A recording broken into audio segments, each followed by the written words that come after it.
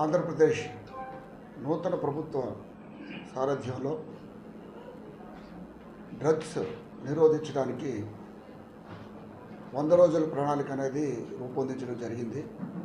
దాంట్లో భాగంగా మా విశాఖపట్నం పోలీస్ కమిషనర్ గారు Shri Shankarabharat Bagchi IPS additional DG వారు ఛార్జ్ తీసుకున్న మొదటి రోజే ఇన్స్ట్రక్షన్స్ ఇవ్వడం జరిగింది. దీని మీద కఠినమైన చర్యలు తీసుకోవాలని, పాత నేరస్తులను అరెస్ట్ చేయటం, ఉన్నవాళ్ళని ఛార్జ్షీట్లు వేయటం, ఛార్జ్షీట్లు వేసి వాళ్ళందరినీ శిక్షించడం ఈ ప్రణాళిక పెట్టుకోవడం జరిగింది. తర్వాత విశాఖపట్నం మంచి కనెక్టివిటీ ఉన్న నగరం కాబట్టి ఇక్కడి నుంచి దేశంలో వివిధ ప్రాంతాలకు ట్రాన్స్పోర్టేషన్ జరగడానికి అవకాశాలు ఉన్నాయి కాబట్టి దీన్ని విశాఖపట్నానికి వచ్చే రూట్లన్నీ కూడా దిగ్బంధనం చేయాలని ఒక ప్రణాళికను రూపొందించారు. ర్యాండమ్ చెక్ పోస్ట్ అని పెట్టారు. వారు దాదాపు 20 ప్లేసెస్లో ఈ ర్యాండమ్ చెక్ పోస్ట్ అనేది జరుగుతుంది. ఈ ర్యాండమ్ చెక్ పోస్ట్లో అధునాతనమైన టెక్నాలజీ, వీడియోగ్రఫీ, ఫోటోగ్రఫీ, సాంకేతిక నైపుణ్యం ఉన్నవాళ్ళు, డ్రగ్స్ను పసిగట్టే పరికరాలు ఇవన్నీ కలిపి ఒక టీమ్గా ఏర్పాటు చేసి ఇలాంటివి నగరంలో ప్రతిరోజు కూడా 20 ప్రాంతాల్లో ఈ చెకింగ్ అనేది జరుగుతుంది. ముఖ్యంగా మన పెందుర్తి అనేది అవుట్స్కట్స్లో ఉంది.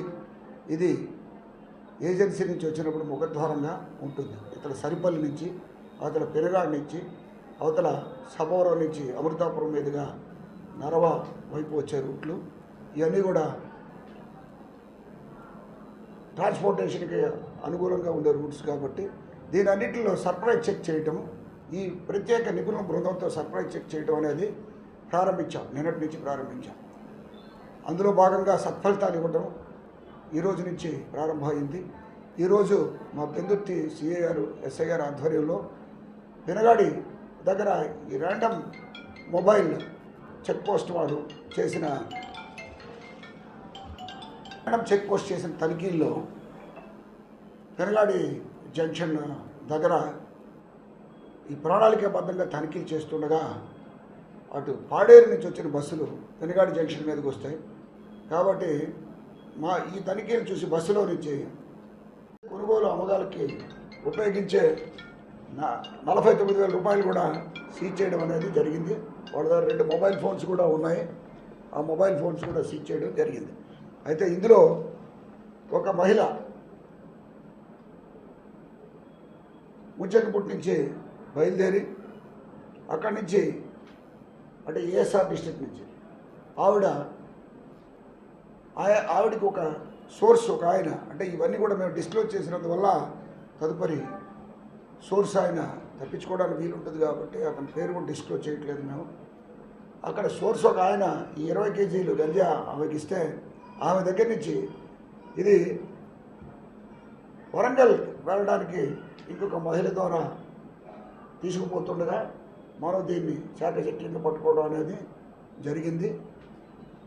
దీనికి ముందు వెనక అంటే సోర్స్ ఎక్కడి నుంచి వస్తుంది, ట్రాన్స్పోర్టర్ ఎవరు, పెడలర్ ఎవరు, అల్టిమేట్ కన్జ్యూమర్ వరకు ఇప్పుడు మా కమిషనర్ పోలీసు వారు ఆది నుంచి అంతం వరకు కనెక్ట్ చేయాలని, అందులో ఎవరు ఈ సర్క్యూట్లో ఎవరు బాధ్యులైనా వదలకూడదు అనేది, అలాగే దీని మీద ఇంతకు ముందు కంటే ఇప్పుడు ఫైనాన్షియల్ ఇన్వెస్టిగేషన్ కూడా చేయడము ప్రారంభించాం. ఫైనాన్షియల్ ఇన్వెస్టిగేషన్లో వాళ్ళకున్న బ్యాంక్ అకౌంట్లు సీజ్ చేయడము, వాళ్ళకున్న ఈ సేల్ ప్రొసీడ్స్ మీద ఏదైనా ఉంటే ఆస్తులు కూడా అటాచ్ చేయడానికి దానికి కూడా ప్రణాళిక